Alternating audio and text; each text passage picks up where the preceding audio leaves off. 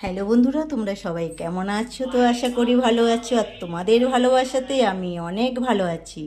তো বাজারে চলে গিয়েছিলাম, বাজার থেকে নিয়ে চলে আসলাম টাটকা টাটকা সবজি। এই যে বরবটি, সব সবজি ধুয়ে নিলাম, কারণ এখন গরম পড়ে গিয়েছে, সকাল থেকে এত রোদের তাপে থাকে, তাই একটু ধুয়ে ভালো করে ফ্রিজে না ঢুকালে সবজিগুলো নষ্ট হয়ে যায়, শুকিয়ে যায়।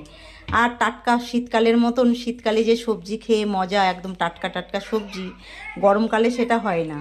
কারণ টাটকা সবজি খেতে হলে অনেক সকালে বাজারে যেতে হবে। তা আমাদের তো সকালে বাজারে যাওয়া হয় না, কারণ সকালে উঠে রান্না করতে হয়, ছেলে ডিউটি বেরায়। এই যে পটল নিয়ে এসেছি, কালকে গঙ্গার ইলিশ মাছ দিয়ে হবে, বরবটি আলু ভাজা হবে। এগুলো ধুয়ে নিলাম। বাজার থেকে সবজি নিয়ে এসে সব দিনই আমি পরিষ্কার করে একটু ধুয়ে নিই।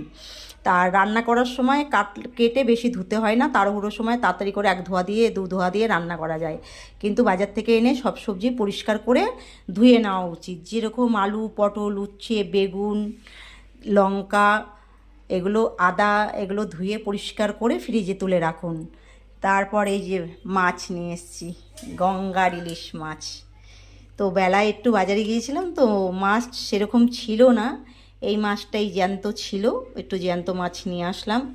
কারণ এখন যা গরম পড়ে গেছে, এখন আদা জিরে ধনে বাটা দিয়ে জ্যান্ত মাছের ঝোলই খেতে হবে।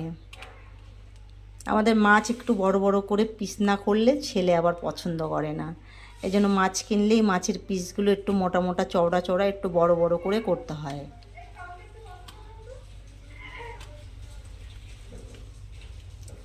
এগুলো হলো গঙ্গার জ্যান্ত, আমাদের এখানকার ইসে হলো পুকুরের জ্যান্ত ইলিশ মাছ। এই যে পুকুরের জ্যান্ত ইলিশ মাছ, মাথাটা দিয়ে কচুর শাক হবে। এবার মাছগুলো ধুয়ে নিতে হবে।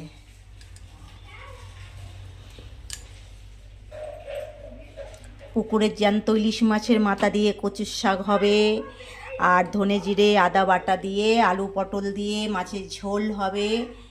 এই হলো আজকে বাজার থেকে সবজি নিয়ে আসলাম।